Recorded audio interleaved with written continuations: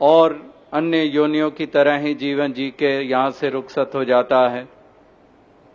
सभी और योनियां लाखों लाखों की संख्या में हैं और कोई 84 लाख योनि हम धर्म ग्रंथों में पढ़ते ही हैं। अगर हम 84 लाख योनियां नहीं भी मानते, लेकिन फिर भी अनेकों अनेकों चीज़ों से हम ना वाकिफ थे। अनेकों अनेकों स्पीसीज योनियां आज कैमरे के द्वारा अनेकों अनेकों ऐसे दृश्य हमें देखने को मिलते हैं और हमें एहसास होता है कि वाकई ही खोज करने वालों ने कितनी खोज की है। पानी के नीचे, समुद्र के नीचे भी कितने प्रकार के जीव जंतु, इसी तरह से और भी अनेकों अनेकों धरती के ऊपर उड़ने वाले ऐसे एक प्रकार के अनेकों प्रकार के रूप देखने को मिलते हैं। तो इतनी लाखों की संख्या में लाखों के प्रकार की योनियां, लेकिन उसमें केवल एक योनि इंसानी योनि। तो महापुरुष कहते हैं कि केवल एक योनि हो, इंसानी योनि, और फिर भी इंसान की तरह जीवन ना जिए। ये इंसान की कितनी नादानी, ये इंसान के कितने एक मंद भागे हैं। ये इंसान जो इस प्रकार से उत्तम जन्म पाके भी एक इंसान की तरह जीवन नहीं जीते हैं। उद्घोष हुआ वेदों के द्वारा कि मनोर्भव मनुष्य बनो। अब हम कहने को तो कह सकते हैं कि आखिर ये कहने की जरूरत क्या पड़ी। हम मनुष्य नहीं हैं, हमारे 4 पांव तो है नहीं, हमारे कोई पूंछ तो लगी नहीं हुई, हमारे सर के ऊपर सींग तो लगे नहीं हुए। तो फिर ये मनोर्भव मनुष्य बनो, बनने के लिए काहे को कहा गया है। तो इससे यही बात साबित हुई कि केवल इंसानी जन्म ले लेने से ही हम इंसान नहीं हो जाते हैं। हमें ये सफर तय करना होगा, ये क्रांति घटित करनी होगी अपने जीवन में कि इंसानी जन्म पाकर भी हमें इंसान बनना होगा।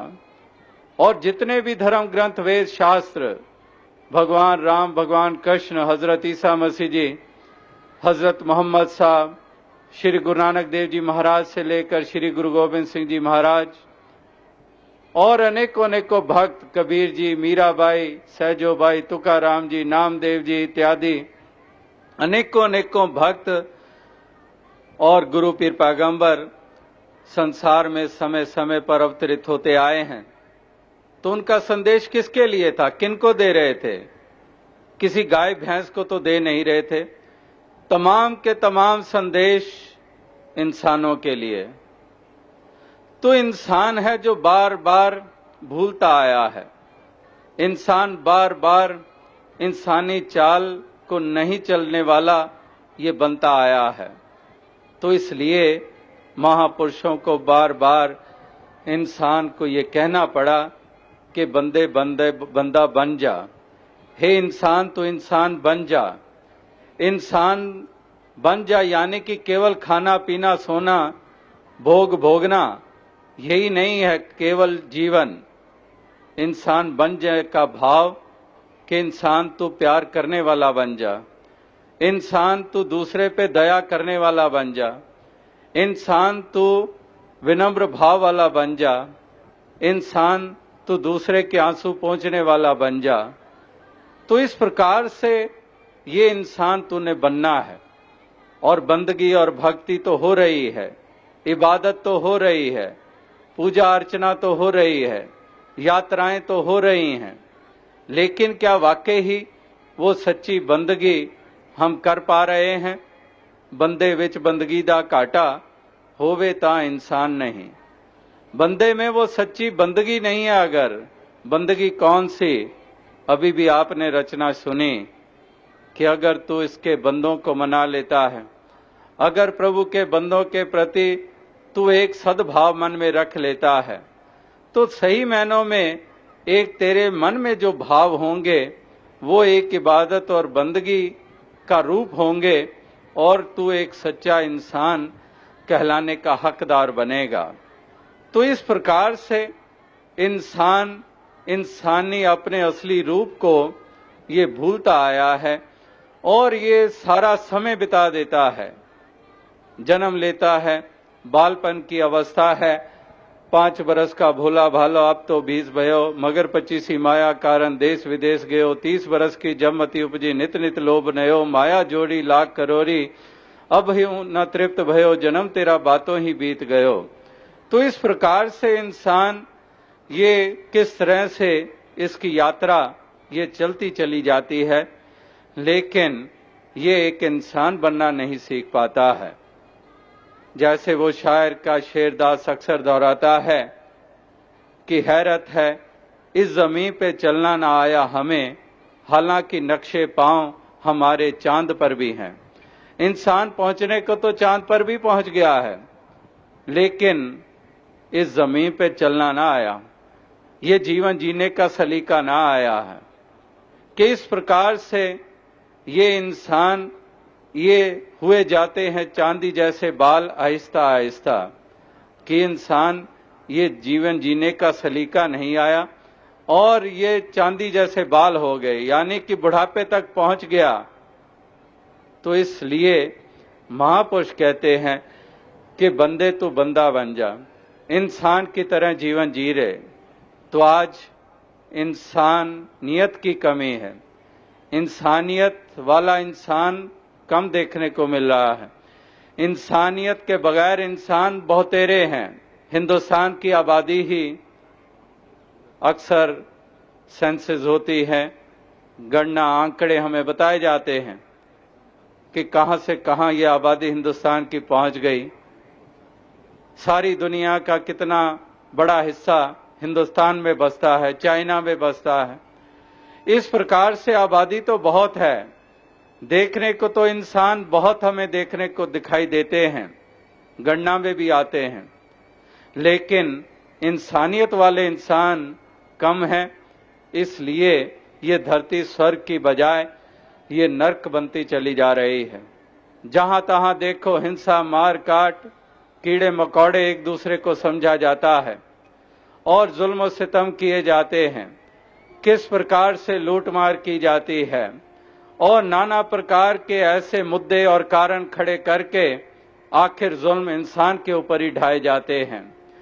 तो इसलिए महापुरुष संत जन कहते हैं कि इंसान अगर तो इंसानियत से युक्त हो जाएगा तो फिर तेरा संसार में विचरण करना सुखद होगा, तेरे लिए और औरों के लिए भी। इस प्रकार से तूने ये चाल चलना है।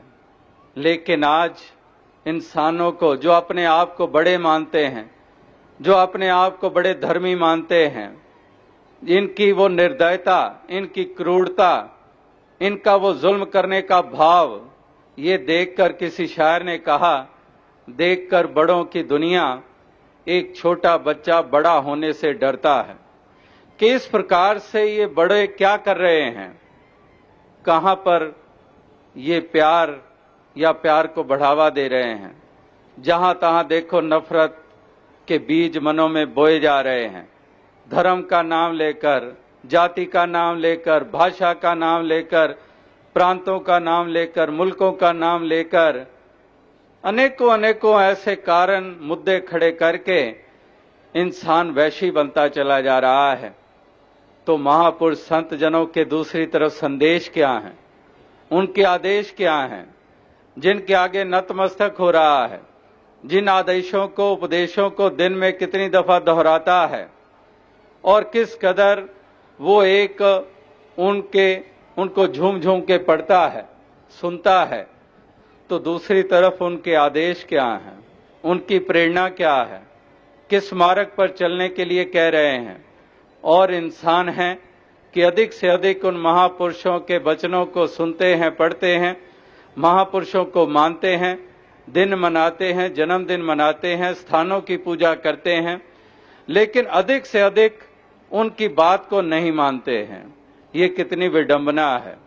तो इसलिए महापुरुष संत जन यही बार बार कहते हैं कि इंसान तू अगर इस प्रकार से जीवन जी लेगा तो केवल एक प्रभु परमात्मा निराकार इस दातार को रिझाने वाला नहीं, बल्कि सही मायनों में तो गुरु पीर पैगंबरों को मानने वाला भी साबित हो सकता है। जो अनेकों दफा बात कही गई कि महापुरुषों को तो माना जाता है, लेकिन महापुरुषों की नहीं मानी जाती है। को और की में केवल मात्रा का अंतर नहीं है, बहुत बड़ा अंतर है कि महापुरुषों को मानना और महापुरुषों की मानना। अगर महापुरुषों को मानना चाहते हैं तो महापुरुषों की मानकर हम महापुरुषों को मान लें।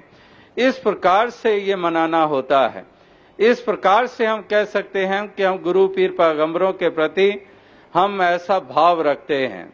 तो अगर महापुरुषों की ही नहीं मानी और हम वही एक ऐसे विपरीत रास्ते पे चलते चले गए, तो इससे कुछ भी साबित नहीं होता कि हम धर्मी हैं, हम प्रभु में आस्था रखने वाले हैं, हम महापुरुषों के प्रति सत्कार का भाव रखते हैं।